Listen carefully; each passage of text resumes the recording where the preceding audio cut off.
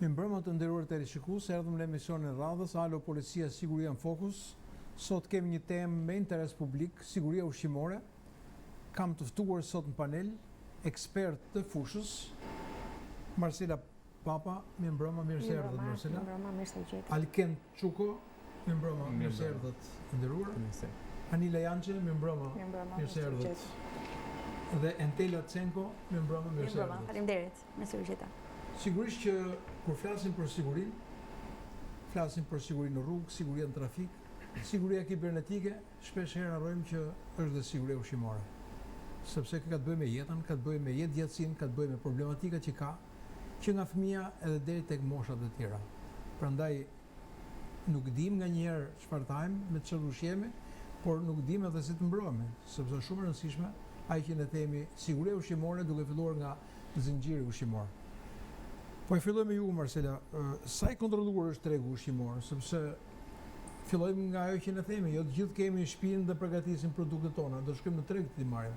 Dhe kur shkojmë në treg duhet dim çfarë marrim, çfarë blejmë, çfarë konsumojmë. Natyrisht, njëherë faleminderit për ftesën. Do doja fillimisht ta filloja me atë që sa mirë që diskutojmë përreth kësaj teme, sepse nganjëherë lihet në hije, që është një temë tepër e rëndësishme, sidomos për shëndetin e gjithë publikut, pra është baza e jetës. Dhe vetëm kur ndodhin probleme, atëherë fillojmë dhe e ridiskutojmë këtë temë që është aq e rëndësishme dhe jetike. Çfarë është njëherë siguria ushqimore? Është tërësia e masave dhe kushteve të nevojshme për eliminimin e gjithë dëmtuesve, në mënyrë që ai produkt të jetë i gatshëm për të konsumuar nga konsumatorët, pra nga njerëzit. Çfarë përfshihet në këtë? Le themi në këtë diapazon. Përfshihen elementët të kimik, pra elementë të cilët mund të na dëmtojnë, por që mund kanë përbërje kimike, që mund të jenë metale të rënda e të tjera me radhë, biologjik, që janë mikroorganizmat, që janë, le themi, ato myqet, viruset, parazitët, apo dhe pastaj le themi fizik që mund të ndodhin gjatë përpunimit apo paketimit, që mund të jenë pjesë metalike apo plastike apo xhama e tjera me radhë. Tani, a jemi ne të riskuar? Natyrisht që jemi të riskuar.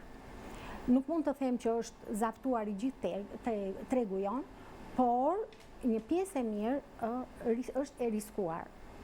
Pse? Sepse vërtet neve mund ta nisim nga autoritetet të cilat janë përgjegjëse për të siguruar këtë, le të themi, siguri ushqimore. Çfarë është kjo? Është autoriteti kombëtar i ushqimit dhe autoriteti i kombëtar i veterinarisë dhe i mbrojtjes së bimëve. I pari ka detyrë të mbrojë dhe të kontrolloj tregun, ndërsa i dyti ka detyrë që të mbroj dhe të kontrolloj bimët. Ata kanë për detyrë njëkohësisht jo vetëm të ndjekin, le themi, në ecurinë e gjithë këtij zinxhiri ushqimor, që nga origjina dhe pastaj me radhë deri te konsumatori, por duhet të sigurojnë dhe cilësinë e këtyre produkteve, bazuar në standardet të cilat sot i kemi, le të themi, thuajse të unifikuara me letra, me dokumenta, me ato të Bashkimit Evropian. Por që të arrijmë kërkesat e Bashkimit Evropian për një siguri maksimale, neve duhet të punojmë shumë, sepse kemi shumë, le të themi, punë për të bërë. Pse ndodh kjo? Kjo ndodh e para njëherë nga puna jo e madh, ose le të themi nga ajo puna jo cilësore që ne bëjmë për kontrollin e produkteve ushqimore. E dyta, sepse ne nuk kemi investim për laboratorët modern për të bërë, le të themi, analizat për sigurinë ushqimore, pra për gjithë elementët që nuk ka, po janë shumë pak, pra nuk e mbulojnë dot të gjithë ato spektrat të gjë. Janë 30 laboratorë në Shqipëri. Janë, po duhet akoma më shumë, sepse nuk ka. 30 kanë arritur të bëhen. Edhe ISUFI, më fal që po ndërhyj, dhe ISUFI bën një kontroll të periodik të produkteve, por më fal që po ndërhyj, konsumatori arrin të ndërgjegjësohet në këtë lloj. Ajo është tjetër gjë. Ne po flasim një herë se çfarë vjen nga institucionet. duhet të lindin të sërish të reja, por që është bërë një projekt, unë jam ndërgjësuar për këtë, që është bërë një projekt për laboratore të çdo produkti ushqimor. Natyrisht është bërë projekti, por deri në momentin që po flasim, pra nuk e mbulojmë dot. A nuk e mbulojmë, dhe pikërisht pra këtë po them, nuk e mbulojmë dot, dhe për këtë arsye po them është si pikë e dobët, është ajo weak point le themi për momentin. Dakor, do punohet, do rriten, por për momentin është kjo gjë. Me sa di unë dhe me ato për projektet që po bëhen, sepse to janë kushtet kryesore për të arritur në BE, janë siguria ushqimore është pika e parë baza për të gjithë ne që jemi këtu në panelë, sepse ne jemi në radhë parë të konsumator. Dhe po punohet shumë. Unë di të them që po punohet jashtë mase, një ndërtoj jam dhe unë po që po punoj për strukturat e reja të BE-s, sepse kam mbaruar për këtë gjë, por që janë me pak hapa atë ngadalë, sigurisht që janë, por që ne duhet të bëhemi unanim të gjithë, se nuk mund ta bësh vetëm Entela, Marcela, apo duhet të lidhemi që duhet ndërgjegjësuar dhe se nuk është vetëm faj ose ta vjen një problematim tek institucione, por është edhe subjekti ai që duhet të ndihmojë në këtë. Unë po bëja një analizë. Jo, sigurisht neve po bëjmë një bisedë. Dakor, unë po bëja një analizë dhe një ndër pikat e cila nuk është e fortë për momentin, është kjo.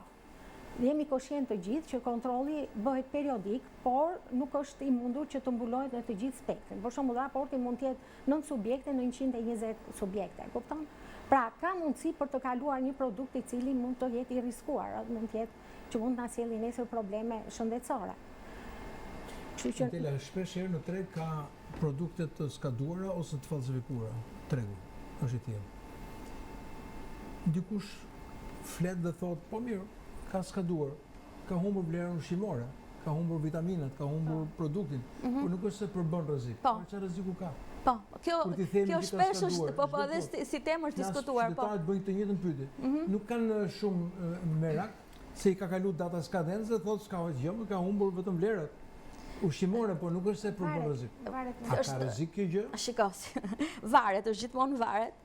Por në radhë të parë neve duhet ndihsojmë njerëz, sepse neve në Shqipëri po kalojmë dhe një situatë të vështirë ekonomike, sepse produktet janë goxha me kosto shumë të larta dhe drejt për drejt ndikojnë te konsumatori dhe konsumatori mund të bëjë dhe një analizë të tillë, sepse nuk e përballon dot edhe blerjen e një produkti që ne mund ta themi që është me komponentët kryesorë, vitaminat, mineralet e gjitha që ka. Por ajo që është më e rrezikshme, që është kjo, është problemi i këputjes së zinxhirit të këtyre produkteve. Nëse një produkt i ngrirë nuk ka kushtuar vëmendje ose është ngrirë, është shkrirë dhe ka probleme të tjera dhe mund të ketë në kthapa mund të jetë skaduar ose mund është ndruar etiketa, çfarë probleme ka ky si produkt shtazor? Ajo është i rrezikshëm, është shumë i rrezikshëm. Domethënë ne duhet të kuptojmë gjithë ciklin e një ruajtje të produktit. Nuk është vetëm se te një etiketë ose te një skadim, se janë shumë komponentë dhe shumë faktorë që e ruajnë konsumatorin. Domethënë ne lindim këtu njerëz si probleme. Megjithatë, unë them që neve si njerëz, si popull, duhet të ndërgjegjësohemi dhe të lexojmë një etiketë, sepse e vëre shpesh që nuk po e lexojmë këtë etiketën. Duhet të jemi të informuar, informimi është gjëja kryesore për çdo kënd. Nga origjina, gjuhëshmëria e produktit është shumë e rëndësishme. Nga vjen ky produkt? Ndodh që vijnë produkte, po themi, dhe etiketat prodhohen në vendet lindore. I vjen etiketa dhe pinë verë, ti mendon se pinë një verë italiane? E nuk e di çfarë vere dhe çfarë rreziku ka, po marrin verë. Po në këtë rast, institucioni doganor kur bën dokumentat e bën produktin që është 100%, atëherë është subjekti ose ai që mund të ndryshojë gjithë rrugën dhe një institucion nuk mund të ndjekë çdo këmbë nga mbrapa, prandaj duhet të ndërgjegjësohet edhe subjekti, për shembull një pikë shumice ose një distributor verash ose një distributor ushqimi, që më thënë është shumë e gjerë e gjithë kjo, sepse nëse një pikë shumë e madhe që mban produkte ushqimore nuk ka standardet e ISO-s ose të ACAP-it, atëherë institucioni që është shteti që kontrollon, ajo është edhe ai që duhet të zbatojë 100% rregullat e një produkti. Kupton, janë shumë të gjëra. Ajo që unë thash që nuk arrin dot ta mbuloj tregun. Le të themi burimet njerëzore që kanë sot autoriteti kombëtar i ushqimit nuk mund ta mbuloj dot tregun komplet për ta kontrolluar. Është një ndër arsyet. Tjetër, është për shembull në zinxhirin e ushqimeve, pra në zinxhirin ushqimor, gjurmimi që nga origjina e deri te konsumatori duhet të jetë në vazhdimsi dhe duhet ruajtur çdo hap, në çdo hap. Pra, duhet zbatuar standardi në çdo kriter që ai përmban dhe në çdo hap të zinxhirit që ai le të themi figuron. Ç'a dua të them me këto? Çfarë është standardi njerëz? Ne po flasim standard, po njerëzit mbase se do të vinë ke standardi. Një pyetje për Anilën. Anila, ju jeni me eksperiencë, jeni dhe pedagoge, sigurisht, jeni në mësimdhënie edhe lidhur me elemente sigurisë ushqimore. Por ka shpeshherë helmime, e ndjojmë, u helmuan nxënësit nga Kosova, u helmuan nxënësit këtu. Smundje ndryshme që dalin, për shembull, pulat janë me salmonellë, mishi që vjen ka probleme. Pse I kemi këto helmimet? Nga vinë? Çfarë bakteriesh apo mikrobakteriesh ka? Dhe çfarë kujdesi duhet kemi sepse pasojat që mund të jenë këto tek shëndeti? Atëherë, për sa I përket helmimit nga ushqimet e kontaminuara, së pari duhet të kuptojmë dhe të bëjmë diferencën midis një ushqimit kontaminuar dhe një ushqimit prishur.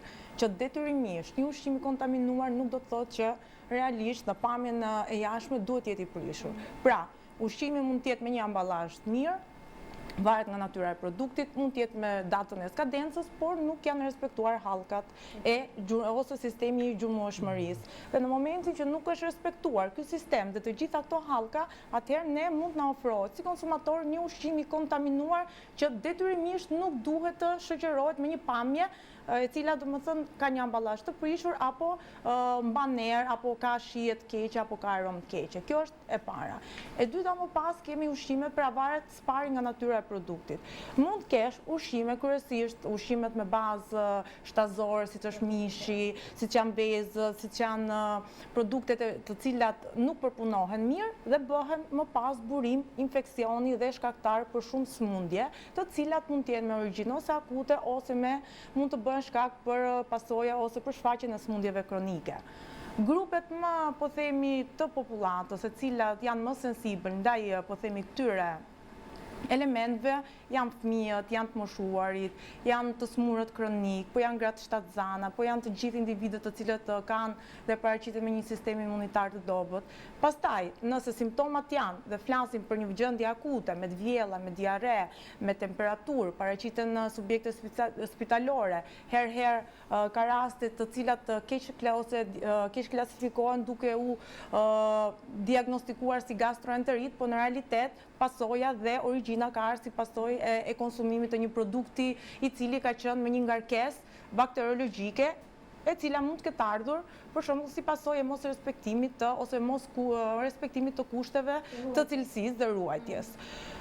Zinxhiri I ftohtë, ndërprerja e zinxhirit ftohtë është shkaktari kryesor për shumimin e baktereve në produktet ushqimore.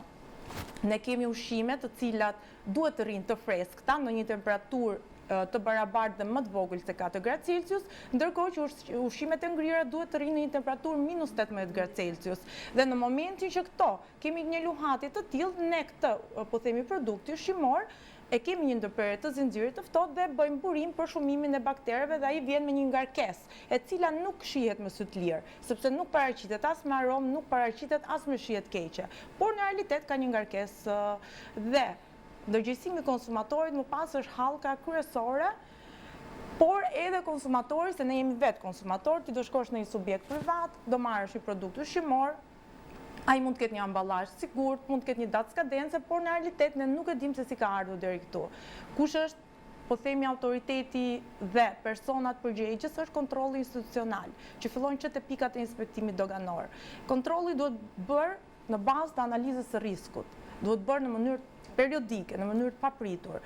Jo thjesht në një nivel formal ku kemi vetëm një kontroll të dokumentacionit dhe më pas kalojmë në pjesën e shpërndarjes së këtyre produkteve të cilat mund bëhen burim, po themi, dhe shkaktar dhe rrezik për shëndetin publik të popullatës. Çuko, ju jeni në një aktivitet prodhues, mos gaboj, ke në Ranzi, mos gaboj, dhe me sa di aty ka një shkollë kuzhine që ju përgatisni ata për cilët do të jenë jo thjesht, por dhe sa siguri ka kur dalin produktet në treg, sepse ne shkojmë dhe lexojmë emrin e markën e asaj, po duhet kemi dhe siguri. Për shembull, shkruan te një miku im dhe më thoshte që kam një person që prodhon djath, edhe më thotë që unë dhe miqtë e mi nuk marrim, thotë, djath.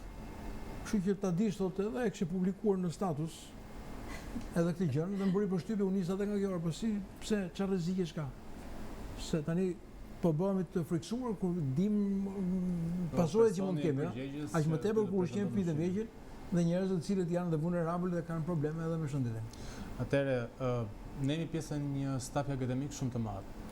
Së bashku me Zush Marcelën, e cila jep lëndën e mersologjisë në Institutin Kulinar në Ranzi, dhe unë pjesë e atij stafi pedagogjik si nutricionist, gjithashtu edhe kimist ushqimor i kompanisë në Ranzi.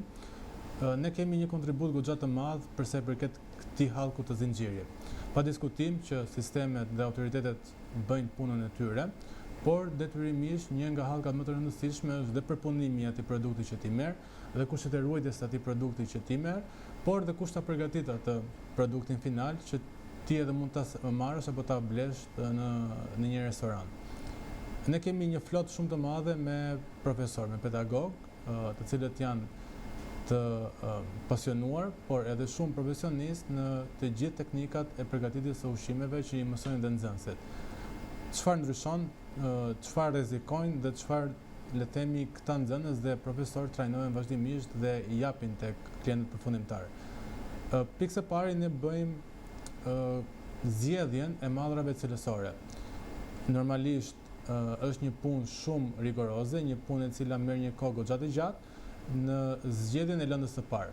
Në Ranzi njihet për le të themi si distributor i madh i lëndëve të para për pasticqeri, për pizzeri, për gjithë sektorin e horekës, pra restorantimit, çfarë ka lidhje me konsumimin e produkteve ushqimore. Dhe si i tillë hapi i parë njërë është zgjedhja e lëndëve. Marrim lëndët të cilat ne dim se cilat fabrika i prodhojnë, në çfarë kushtesh punojnë, çfarë certifikimesh kanë dhe nëse a janë vetëm certifikime formale apo nëse janë certifikime reale. Dhe jo detyrimisht në fakt përsa i përket certifikimeve, se do të dalë përsëri te shkolla, janë të vërteta ose nëse ndiqen apo jo. Në rastin e ASAP-i është i detyrueshëm për të gjithë. Por në rastin e ruajtjes së këtyre standardeve, pra certifikimet ISO që bëhet fjalë familja e madhe e certifikimeve dhe standardeve, kjo nuk është gjithmonë detyrim ligjor që një subjekt ta ketë. Dhe kush i bën certifikimet ISO? Janë grupe auditimesh. Pra, auditimet, janë privat? Po, palë të treta. Ka të tilla? Pyetja është, a i ka shteti këto apo jo? Po ka. Ka dhe shteti. Okej. Pra Janë privat, po ka dhe shteti. Ka dhe shteti. Pra janë palë të treta. Dhe ne zgjidhim gjithmonë kompani prestigjioze që ne jemi distributor, të atyre që ne dim që këto certifikime janë në ekzistencë dhe zbatohen në mënyrën e duhur. Pastaj kalojmë tek studentët. Të gjithë studentët tanë njihen me praktikat e kuzhinës. Nëse ne flasim për sigurinë ushqimore, ne lidhim me kontaminant bakterial, pra kimik, fizik, biologjik. Pra tre të ndryshëm. Por siguria ushqimore nuk ndalet vetëm këtu. Siguria ushqimore bëhet prezente edhe në momentet kur ne jemi konsumator dhe kemi probleme të ndryshme shëndetësore. Pra, individët të cilët janë intolerantë, individët të cilët kanë le të themi sëmundje kronike të ndryshme. Dhe jo detyrimisht ta individ janë të hapur ndaj konsumimit të produkteve të spektrit të gjerë si çdo grup tjetër njerëzish. Dhe të gjithë studentët tanë trajnohen dhe gjithashtu mësojnë të gatuajnë dhe pjatat le të themi të balancuara me makro dhe mikro element, të cilët i përshtaten nevojave të këtyre individëve, pra këtij grupi të vogël, por që i vogël në përqindje dhe i madh në numër kur ne e përmendim. Kështu që është një punë goxha e madhe. Për një nga kushtet për pranimin e Shqipërisë në Bashkimin Evropian është siguria ushqimore. Shqipëria vazhdon të jetë një vend i tillë që monitorohet dhe kujdo që i bie rruga për të vajtur, po marrim rastin qoftë në Malzi, po dhe në vende të tjera, ajo çfarë kanë vënë me sinjal ose me etiketë që thotë nuk mund të kesh me vete djathin, qumshtin dhe mishin. Prodhimet shtazore. Lënda shtazore po. Pse ne nuk jemi në këto marrëveshje, po themi me disa vende të Bashkimit Evropian? Ndoshta ardhja që do të bëhemi antar me njëherë do të hiqim këto etiketa, do të jemi pjesë, apo ne duhet kemi dhënë prova që ne kemi qoftë dhe tek AKU-ja institucion i cili nëse kontrollon të ketë mundësi ta bëjë verifitimin. Unë nuk punoj në atë institucion. Por unë di të them një studim që është bërë tashmë. Dhe Shqipëria sot përfaqësohet, dhe ta them sinqerisht, unë jam shumë krenare për këtë. Përveç se profesioni tim që kam nga ana tjetër, por edhe nga ana e produktit dhe sigurisë ushqimore. Sot është një projekt shumë i madh që janë në Suedi dhe është bërë një draft dhe janë marrë disa element nga Europa, nga ky bashkimi evropian, që kanë arritur të arrisin në disa pika, në 30 pika që kanë vendosur ata, kemi dalë shkëlqyeshëm. Që do të thotë, po arrim të ndërgjegjësohemi që ne duhet të realizojmë të gjitha këto hallkat e kësaj sigurisë ushqimore, këto standardet. Por të thash duhet jemi gjithë bashkë. Dhe Neranzi ka një database të përgjithshëm ose dhe jep një informacion të çdo studenti. Këto studentët do pastaj do dalin në treg. Më thonë do japin një informacion sepse varet është informacioni i parë ose tek pedagogja. Pedagogja që kemi është më dhënë me studentët e saj, sepse teknologjia ushqimore apo jo, jep të informacion. Dhe ky informacion që merret i përgjithshëm dhe është shumë mirë kur merret në këto bankat e para. Dhe ndërgjegjësimi i popullit, ne duhet të futemi dhe ne do futemi në BE. Dhe unë e garantoj këtë si e dela njëra të parë. Por dhe ne gjithë duhet ndërgjegjësohemi si një fermer, ja të them unë një projekt që kam qenë unë me pesticidet.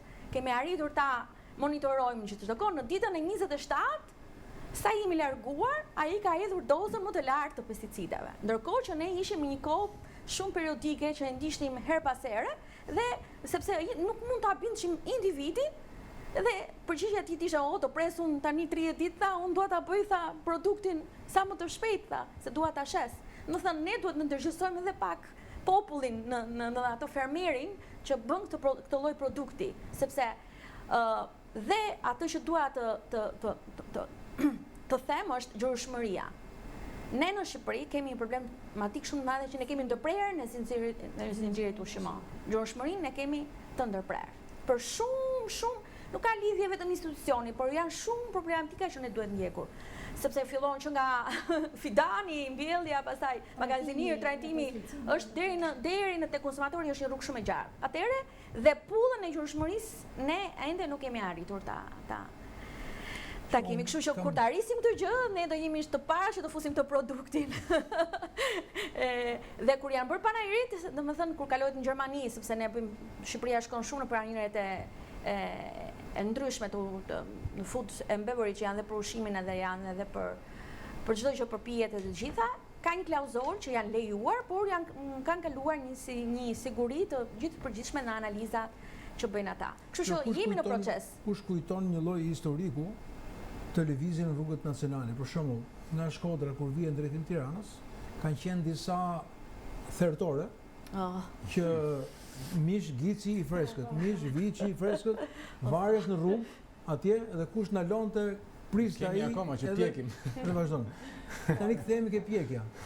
Pula që piqen aty, thonë, më ka bërë përshtypje, nuk e kisha parë, një huaj, më kisha bërë ca foto dhe më tha, si ka mundësi ka shumë pula në rrugët kryesore të qytetit që piqen pula dhe e shef aty si piqet.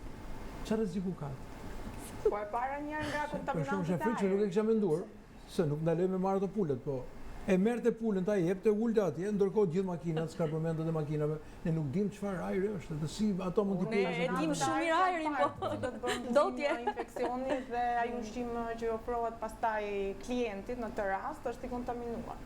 Gjëja më minimale sepse është ekspozuar në ngarkesën aq më tepër pastaj që qytetet tona janë me një ndotje dhe një shkallë ndotje tepër të lartë, e cila më pas në këto, po themi, burime kaq të ekspozuara, normalisht që bëhet shkak për kontaminim. Edhe diçka tjetër, është një diapazon nga 60 gradë, do më thonë nga 60 gradë e deri në 90 gradë, është një periudhë e cili, pra është një diapazon i cili rrit në mënyrë progresive, le themi, bakterie dhe mikroorganizmat. Kështu që kjo duhet patur parasysh në mënyrë që le themi ushqimet të mos i ruajmë në këtë lloj temperature, mbasi kjo temperaturë sjell kontaminim të menjëhershëm dhe helmim dhe duhet patur parasysh që kalojmë në një spot publicitar dhe kthehemi tek mënyra se si i kemi konservimet, temperaturat që ruajmë, por dhe konservantët që përdorim, sa të rrezikshëm janë ata. Pas pak. U kthyem në pjesën e dytë të emisionit Alo Policia Siguria në Fokus, po përmendim përsëri temën që jemi sot në panel duke diskutuar siguria ushqimore. Edhe gjatë kohës së spotit publicitar, patëm një diskutim midis panelistëve lidhur me elementet e sigurisë në veçanti për mënyrat e konservimit të tyre. Temperaturat në cilat duhet rrinë, her pas here problemet tani janë ngrinë frigoriferi, kanë hikur dritat, sidomos kur është peshku, vjet prapë në punë, Kam shkuar një herë në një vend se nuk do të përmendim subjekte, edhe një punojës i imi më tha mos merr peshk, tha pse po kanë ikë gjithë ditën dritat, dhe ai peshku 100 herë ka ngri edhe ka shkrirë dhe bëj kujdes po. Po mirë tash nuk do marr peshk, do marr diçka tjetër. Sa të rrezikshme janë këto. Dhe e dyta që duat mos të bëjt me pyetjet duket ndërprer, përdorim konservant. Dhe do ta them pse e bëj pyetjen për konservant. Atëherë, për sa i përket pjesës është kjo pjesa e zinxhirit, pra e ruajtjes dhe temperaturave të qëndrueshme për po themi produkte të cilat e kanë të nevojshme që të kenë një temperaturë ose një vlerë temperature të caktuar në mënyrë që ato të mos rezultojnë të kontaminuara. Në momenti që ndodhin problematika të tilla, që kemi ndërprerje dritash, kemi luhatje temperaturash, po kemi edhe ajo pjesa që në momenti që ne e blejmë për shembull produktin i cili ndoshta nuk ka qenë i kontaminuar, por në momenti që ne e çojmë në shtëpi dhe kjo hallk që ne nuk i kushtojmë fare rëndësi, kjo etapë është pikërisht një burim që ne mund të bëjmë një ushqim ose mund vetë ne ta kontaminojmë ushqimin. Pra edhe kjo duhet të respektuar. Luhatja temperatuarve është faktori kryesor për produktet të cilat e kanë të nevojshme që të kenë një, po themi, vijueshmëri të temperaturës dhe mos ndërprerje të kësaj, po themi, etapës ose hallkës së zinxhirit ftohtë. Konservantët, patjetër që kemi në përqindje më të madhe kemi përdorim antibiotikësh, përdorim konservantësh në produkte të cilat përdorim të ngjyruesve, për të cilat ato rrisin shkallën e jetëgjatësisë së produktit.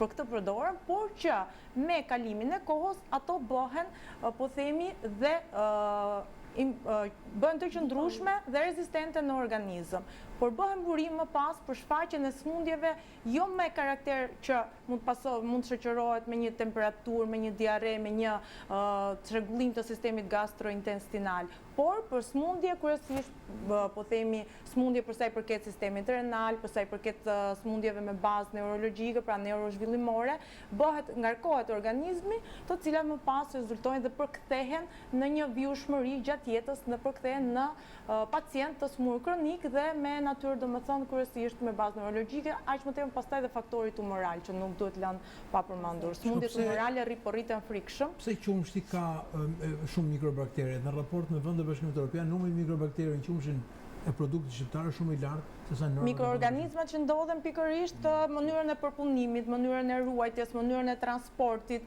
mënyrën e më pas të transportit edhe në shtëpi, të gjitha këto bëhet shkak sepse është një produkt i cili është shumë sensitiv në këtë delikat. Në Europën dela me qenë se ishin shumë entuziastë dhe na e bëre gati Europën. Çfarë do i bëjnë qumshit apo do të marrin nga jashtë? Si do i bëjnë? Jo, më do ndërgjegjësohemi edhe për pjesën e Si do bëhet gati Europa, nuk është një pasaport, as një moment. Jo, shiko, edhe gjithë toka nuk është të kontaminuar, dhe po përpunohet edhe toka, edhe gjithë pjesa që edhe ai bari ose ajo kashta, se edhe ne dim shumë mirë se ne jemi gjithë që kemi mbaruar një shkollë për sigurinë ushqimore, që edhe ai çdo gjë edhe mund të kontaminohet, edhe ata që fillon kontaminimi që nga konsumimi domethënë pastaj shkon tek linja të pasurinë të zinxhirit të gjitha bashkë. Pse thuhet gjithmonë që gjërat më të rrezikshme është produkte shtazore, aty duhet kemi dhe shumë kujdes. Megjithatë them që do bëhet diçka. Unë jam shumë optimiste për këtë. Marcela, ju nuk jeni ke pjesa e hyrjes së Europës, ju jeni ke pjesa ku ne jetojmë për ditë. Po, patjetër. Kush është e rrezikshme, vetëm produktet shtazore apo edhe produktet të tjera, të cilët janë, po themi, zarzavate, sepse kemi dëgjuar që her pas here sasia e produkteve që fusin brenda për ta bërë domaten më shpejt të piqet. Specat kanë filluar të jenë me dimensione shumë të tjera. Dhe këto kanë krijuar problemet e pesticideve. Absolutisht. Kontaminimi, mund të themi, me pesticide, sepse mos kontrolli i trajtimit të këtyre bimëve me pesticide sjell problematika shumë të rënda në organizëm. Pra nuk e kanë ndoshta të menjëhershëm helmimin, por e kanë për një kohë afatgjatë, duke dhënë veprime anësore, të cilat ne tashmë po i dëgjojmë dhe po i shikojmë çdo ditë që po shfaqen dhe po thuhet, si thua që pesticidet janë ato që prodhojnë radikalet lira, janë substanca të cilat shkaktojnë sëmundjet kancerogjene në organizëm. Dhe për fatin tonë të keq, është bërë evidente dhe siç duket me thonë kjo lloj sëmundje tani është bërë shumë evidente dhe çdo ditë që neve kalojmë ne dëgjojmë të smur me këtë lloj diagnoze. Kështu që një gjë që unë do thosha ishte që të pastrohen, të lahen mirë sa të mundemi në mënyrë që t'i heqim sasin më të madhe të pesticideve që ato përmbajnë. Madje, unë do i këshilloja që t'i trajtoni dhe me sodë buke, sepse soda e bukës në ujë i neutralizon në një sasi të konsiderueshme, jo vetëm pesticidet, por edhe bakteret dhe mikroorganizma dhe larva të cilat mbase me ujë vetëm të thjesht nuk largohen. A ka produkte falso në treg? Falso, e këtë i thëmë? Po flishe një ditë me një mik dhe i thoja me qenë se pata ca kohë probleme me zërin, i thash keni një mjaltë mirë? Unë pak kam tha nuk më del dhe mua mjaltë dhe po ki kujdes me mjaltë dhe se që bënë, vjen plurë. Po etiketa lexon mjaltë ndërsa mbrapa ke emërtimin. Nga Kina, nuk e di nga vjen, ose vjen masa sintetike të cilët i përzihen dhe i bëjnë. Nuk po themi sheqyr le të jetë vetëm llokum, po themi a ka produkte kimike, sepse këtu po shkojmë edhe ke drogat, po shkojmë ke produkte sintetike. Atëherë këtu hyn në rol konsumatori, pra individi, sa i ndërgjegjësuar është konsumatori.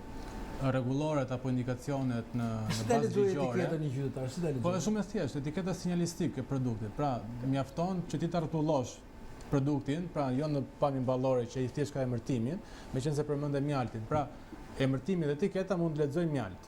Por nga mbrapa e detyrueshme me ligj është që ti të shënosh shurup glukoze, aromatizues, ngjyrues, ca numra me e që përsërit ato në momentin që ti vendos në një motor kërkimi, Google, Safari, çfarëdo që të jetë, të del se çfarë konservanti apo ngjyruesi etj është përdorur. Dhe në këtë hallk nuk janë instancat që e mbrojnë konsumatorin, është vetë konsumatori që mbron veten e vet, që ti të di se çfarë po konsumon. Dhe prandaj është gjithmonë e rëndësishme që të bëjmë edukime të përhershme. Por përveç faktit të përdorimit të këtyre ngjyruesve dhe le të themi modifikimit të produkteve, një shqetësim tjetër që un kam është shtesa e elementëve të cilët janë të prodhuar dhe sintetikisht në laboratore, të cilat zorra jon, metabolizmi jon nuk është adapt për të tretur. Dhe në momentin kur ne mund të bëjmë regjime ushqimore apo dhe cikle të ndryshme, qoftë në momentin që duam të mirëbëjmë peshën tonë, kemi probleme të ndryshme shëndetësore, zorra irrituar, probleme me kancerin. Pra, pjesë që dhe ekspertë të fushës merren me këto detaje, priremi për të gjetur zgjidhje të shpejta. Kush janë zgjedhjet e shpejta? Janë këto zgjedhje që na reklamojnë bukur.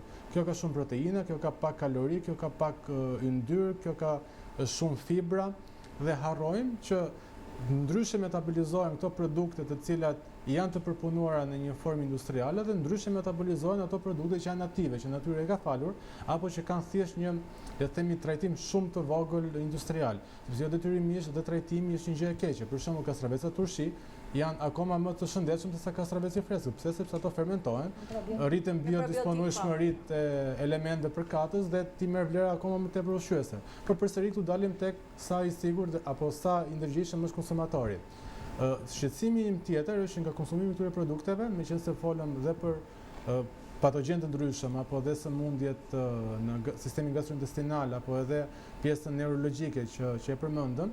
Një problem tjetër ndaj konsumimit të këtyre produkteve që shpesh vjet re është dhe ndikimi në moshën reale dhe me moshën biologjike. Pra, një individ mund të jetë, supozojmë, 30 vjeç dhe ajo është mosha e tij në kartën e identitetit, por në fakt mosha e tij biologjike është shumë herë më shumë se aq. Pra, biologjikisht ai mund të jetë 45 vjeç, 50 vjeç. Dhe kjo është një indikacion që pse kemi edhe rritje të vdekshmërisë. Mund të jetë 60 vjeç sa i ri vdiq, por në fakt metabolizmi i tij ka kaluar akoma edhe më tepër picire. Në thonjse. Ne jemi një popull që konsumojmë bukë, apo jo? Dhe kur themi, po i ketaj bukë themi, nuk themi, po drekojmë. Ç'është kultura ajo, pastaj vazhdon, është çështje në kulturë them. Jo, duhet dalë në tjetër.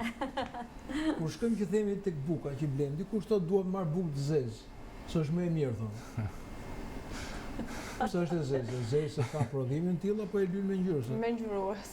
Në shumicën e rasteve me ngjyrues. Çfarë rreziku ka nëse përdorim ngjyrës? Paktën nuk po marr më bukë zezë, do të them paktën do shkoj marr bukë bardhë. Inshallah dhe buka bardhë s'ka një marifet tjetër, po flasim për bukën e zezë. Po substanca që përdoret në rastin konkret për ngjyrimin e bukës varet nga karakteri, domethënë metabolizohet në organizëm, bëhet rrit shkallën e toksicitetit dhe detyrimisht përkthehet pastaj në periudhë afatgjatë në një problematikë të caktuar shëndetësore. Por duke qenë se organizmat dhe individët janë të ndryshëm dhe reagimi ndaj këtyre produkteve është i ndryshëm. Që do të thotë ne mund të konsumojmë të njëjtën bukë, por organizmi juaj reagon ndryshe, organizmi im reagon ndryshme, varet nga shkalla dhe në varësi të metabolizmit. Më fal, e kanë qenë tani gluteni. Proteina gluten. Shumë ti fokusohet te gluteni, po harron, po themi aditivët, harrojnë dhe mbi gjithë harrojnë bazën ku është bërë buka, harrojnë mielli nga vjen, cilësia, lënda e parë, pra lënda saj cilësore është lënda e parë që ka ardhur deri në rezultati përfundimtar që është buka që ne konsumojmë. Është një histori në fakt ndjes, ne kishim një klient, duke qenë se jemi një pjesë integruar e këtij zinxhiri, pra kompania e cila furnizon me lëndë të para dhe lëndë të para është dhe mielli mbi të gjitha. Dhe shkolla e cila është integruar me kompaninë, ku çdo produkt dhe çdo lëndë e parë që ne kemi si kompani përdoret dhe përpunohet nga studentët tanë, njëkohësisht shërben edhe si një sallë apo ambient i madh demonstrativ për cilin do klienti i cili dëshiron të marrë një produkt.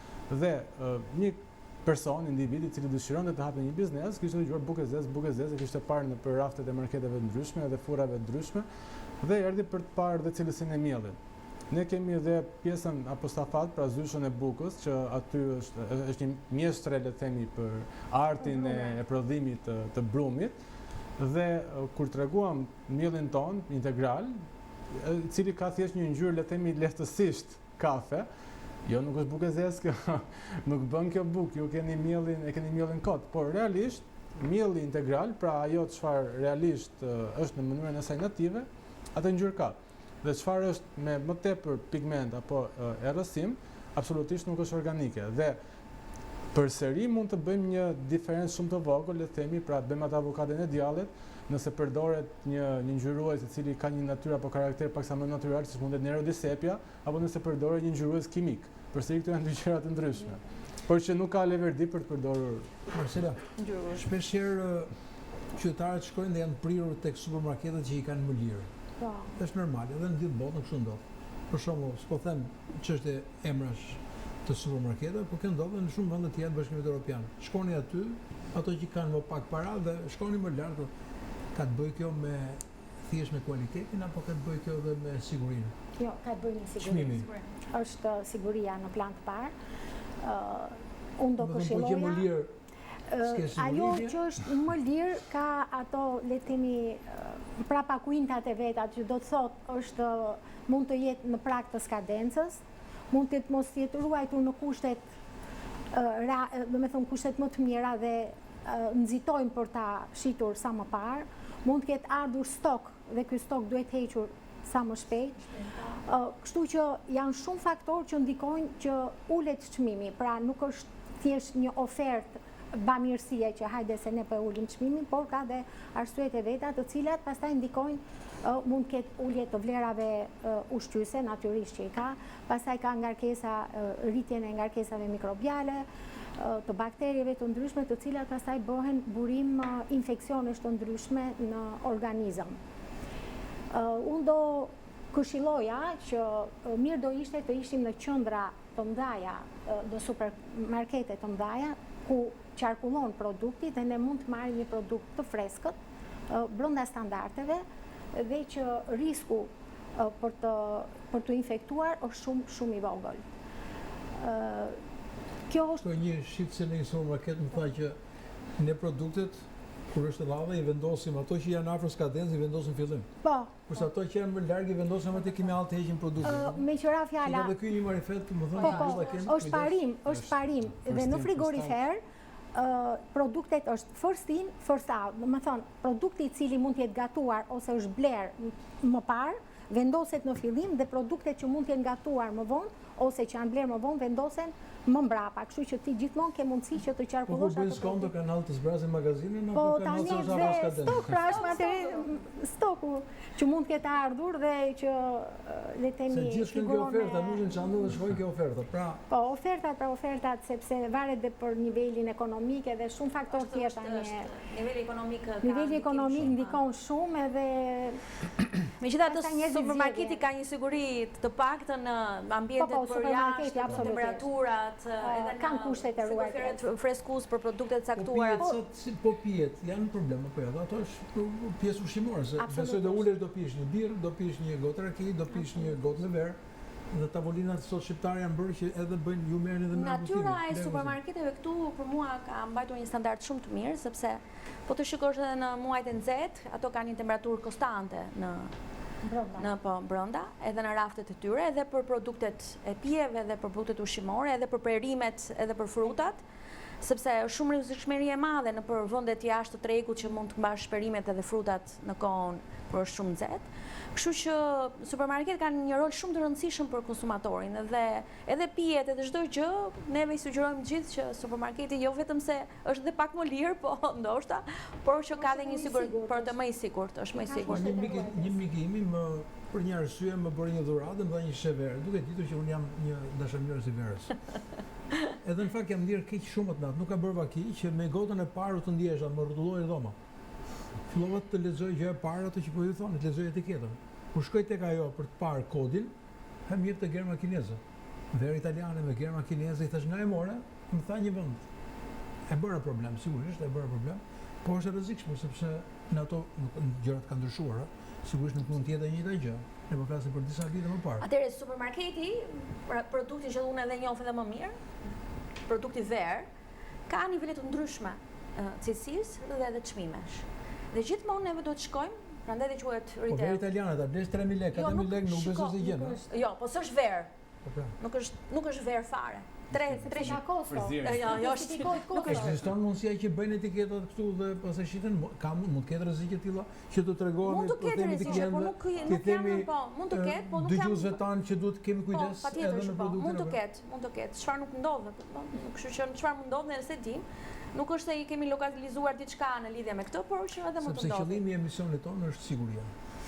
Dhe kur themi siguria, nuk është vetëm alo që të themi policia, që duhet denoncojë drejt institucioneve të cilët janë institucione që garantojnë sigurinë, por duhet t'japim që nërmjet këtij emisioni të transmetojmë edhe kulturën, sepse është shumë e rëndësishme që siguria që ju thatë do të jetë edhe individuale.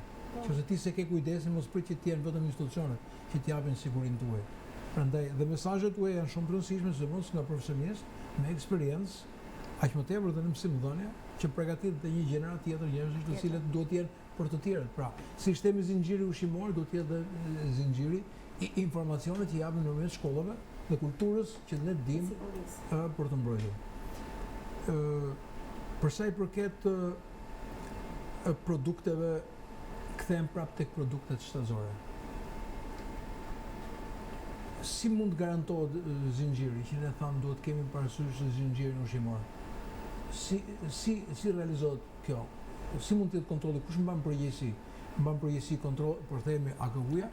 AKU-ja është. Autoriteti Kombëtar i Ushqimit është pikërisht, po themi organi kryesor me inspektorët që i ka rajonal, i ka inspektor terreni, mban përgjegjësi të plot për sa i përket kontrollit institucional në hallkat e sistemit të gjurmëshmërisë. Edhe për produktet shazore, prandaj dhe është ajo, po themi slogani nga ferma në tavolinë, në momentin që në vendin e origjinës fillon kontrolli, më pas në procesin e magazinimit, më pas në procesin e transportit, në mënyrën e shpërndarjes dhe më pas deri tek tregtimi i produkteve përkatëse. Në momentin që dojmë te kjo pjesë dhe kemi po themi dhe burime informale që ndërhyjnë në këtë sistem po themi kontrolli, atëherë normalisht që rrezikojmë të sjellim në tavolinën e konsumatorit një produkt të kontaminuar. Një ku është prodhimi i vendës, sepse ke mundësi të shkosh si thoni ju, atje ku e ke marrë, më jep atë faturën ose më jep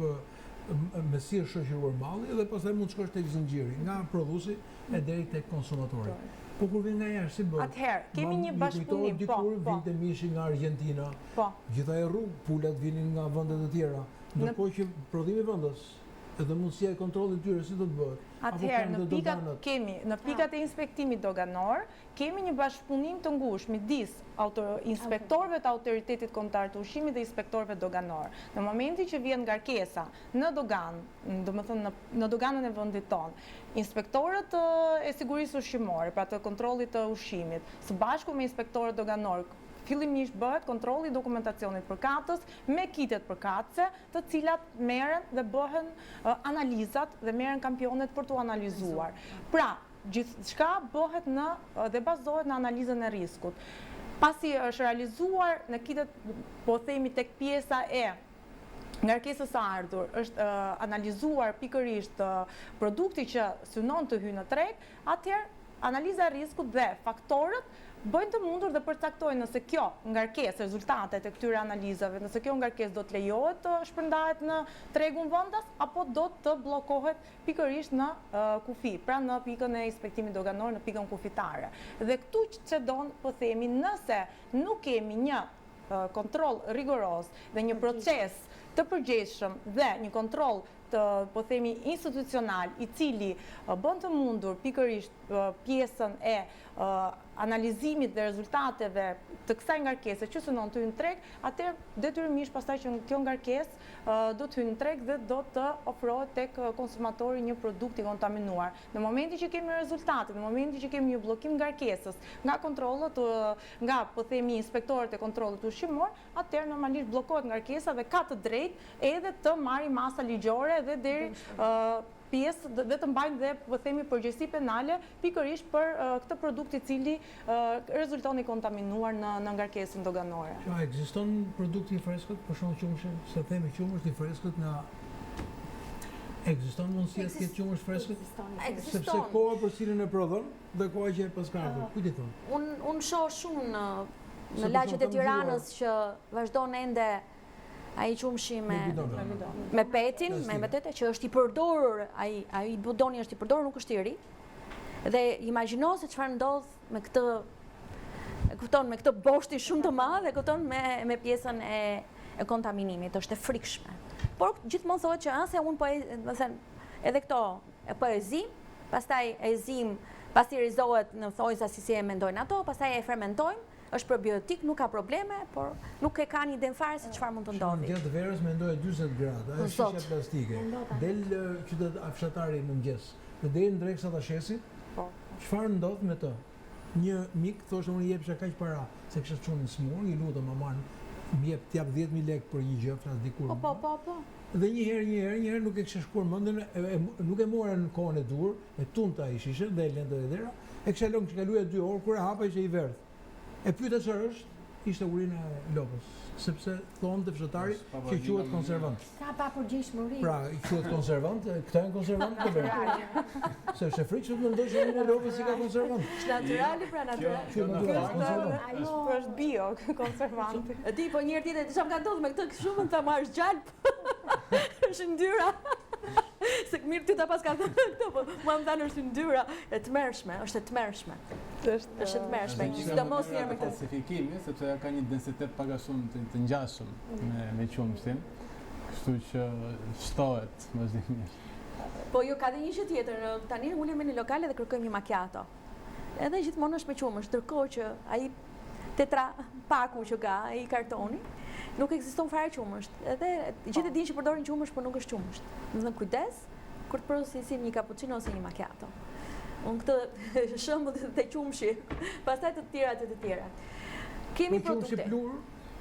Jo, qumshi plur është qumësht i sigurt, nëse qofse ai është prodhuar në kushte të sigurta, nëse ruhet në kushte optimale, nuk ka asnjë problemi, përkundrazi, ka shumë vlera ushqyese. Ka shumë vlera ushqyese, jo, nuk ka absolutisht asgjë. Dikur ne kemi pas gatuar disa pufka me qumësht. Po. Me qumësht plur. Me sot e kësaj dite ekzistojnë. Kështu që ka një lloj elementi, është edhe sugjerojmë për këtë qumshin plur që nëse është ruajtur. Është produkt vendas jo? Është prodhuar dhe në vend. Dikur, sot mbase shumë pak prodhohet nga këto fabrikat që ekzistojnë. Po dhe merret nga jashtë. Po janë. Ju si linj jeni dhe që trajtoni shumë frutat e thata. Po. Çfarë janë frutat e thata? Si sa rrezik kanë? Haroret edhe pemore, kanë edhe apo frutar. Kanë edhe pemore. Kemi të gjitha, ne kemi spektër gjërë. Sepse është një linjë goxha e njohur dhe shpesh herë njerëzit duan të ruajnë linjat, do të fus frutat të thata ndarë që mos shtoj peshtat. Po janë këto frutat thata harore janë kështu, jo pak bajame, jo arra, jo lajthi, se kur shkon pastaj me një kajsi ose me një frut tjetër që është i ëmbël, thot. A kanë vlera ushqyese edhe? Pa diskutim. Neranzi ka qenë një nga pionerët e parë, në fakt, që në Shqipëri ka sjellë një kulturë të ushqimit. Pra, nëse ka ekzistuar një kulturë në vende të ndryshme të botës, e cila Shqipëria nuk e ka njohur, Neranzi ka qenë një ndër të parët e cila këtë kulturë ka futur, qoftë me erzat fillimisht, më pas me produktet aziatike, kështu me radhën të gjithë botën. Dhe përsa i përket po e lidhni një herë me sigurinë ushqimore. Në çdo le të themi pranim produkti që ne kemi në kompani, ne kemi disa fisha, le të themi, të formën e një USB-je, që ato i vendos në kompjuter dhe të tregon në çfarë kushtesh ka ardhur gjithë produkti jot, pra nga vendi i origjinës, i cili është prodhuar. Në momentin që është futur në atë kontener, në atë trak, pra kushtet atmosferike brenda, temperaturë, lagështi dhe çdo faktor tjetër, dhe ti shikon në një le të themi diagram, pra faktorët dhe koha se si kanë luhatur këto vlera. Dhe në momentin që nuk ka një përputhje me standardin, sepse bëhet një krahasim, pra janë tabela krahasuese, në momentin kur këto nuk kanë përputhshmëri, atëherë ajo nuk pranohet. Dhe për vlerat ushqyese, pa diskutim që kanë një sasi shumë të lartë të tyre. Janë të dëndura, por nuk duhet kemi frikë të themi nga kjo dëndje kalorive që këto kanë, sepse ne kemi gjithmonë manin kalori, por harrojmë që me ato kalori jetojmë. Dhe janë të shëndetshme. Dhe janë të shëndetshme. Ato janë prodhim shqiptar apo i merrni jashtë? Jo, janë të importuara. Janë të importuara. Po janë shumë cilësore. Kemi dhe një pjesë të prodhimit shqiptar, kemi dhe të importuara. Po mjedhjet sa të rrezikshme janë? Sa rrezik ka nga mjedhjet? Oh, wow, ku shkove? Pse e them se fillon tani periudha dhe dalin tek tregu me ato qeset të freskëta dhe ke rruga e qesit. Çdo produkt që është nga deti, frutat e detit. Frutat e detit janë të shumë rrezikshme. Mjedhjet. Ja, ai zinxhiri ftohtë që thamë ne, pra mishi, peshku, prodhimet nën produktet e mishit, të gjitha këto duhen ruajtur në ngrirje. Nuk ka shanse që të ruhen kështu në ambient, është siç u thash, nga temperatura 4 deri në 60 gradë është temperatura e riskut, që zhvillimi i bakterëve dhe mikroorganizmave është shumë progresiv. Bëhet një produkt tepër helmus. O do ruhet nën 4 gradë për produkte të cilat e pranojnë këto temperaturë, siç është veza, siç është gjalpi, siç është qumshi, por në temperatura minus duhet ruajtur peshku, mishi, në deri në minus 18 si shtamë pak më parë. Për ta ruajtur në kushte sigurie të plotë. Ndërsa këto midhje që thoni ju kështu është burime i hepatitëve, toksinash të tmerrshme, hepatitesh, gastrointestinale e tjera me radhë. Një gjë tjetër që shoh. Erdhëm në fund të emisionit, vetëm nga një fjali ose nga një fjalë këshilla që jepni dhe po e mbyllim. Këshilla që do të jepni qytetarëve. Të tregojmë sa më të kujdesshëm në përzgjedhjen e produkteve ushqimore dhe të sigurojmë një standard cilësie më aq sa mundemi ne si konsumatorë të realizojmë këtë proces. Entela për Europën, ç'do të thonë? sa do doja unë, ju e di shumë mirë që unë e kam shumë problem të gjë, por edhe unë them që çdo kush nga ne është konsumator të zgjedhë atë që duhet më e mira, atë që mendon që është e mirë për veten, por duke lexuar gjithmonë informacionin. E kam shumë të rëndësishme. Zgjidhni produkte cilësore sepse ato janë investim për shëndetin dhe jetën tuaj. Çuko? Ndryshimi fillon te vetja pikë pari, kështu që jemi ne ata që duhet ta bëjmë këtë ndryshim, të zgjedhim gjërat e dhura. Atëherë e mbyllim me fjalën ndryshimi fillon nga vetja, duhet zgjedhim atë që duhet. Kujdes me produktet ushqimore, jo thjesht si konsumator, por do të jemi institucionet përgjegjëse për sigurinë ushqimore do të jenë në nivelin e dur. Ne besojmë dhe shpresojmë tek këta institucione dhe hyrja në Europë, sikur të thotë dhe Entela, të jetë një hyrje e standardeve dhe jo hyrje formale. Shqipëria si duhet shumë punë për të arritur këto standarde. Jemi në mbyllje të emisionit. Falenderojmë pjesëmarrësit, faleminderit Marcela Papa për pjesëmarrjen. Faleminderit ju. Alken Çuko, faleminderit për pjesëmarrjen. Anila Jançe, faleminderit kënaqësi që ishit në këtë. Entela Cenko, faleminderit për pjesëmarrjen. Faleminderit. Natën e mirë të nderuar teleshikues, shikomi të premten tjetër si gjithmonë ora 8 deri në 9 në Fax News. Nga unë Fatkan Softa, natën e mirë.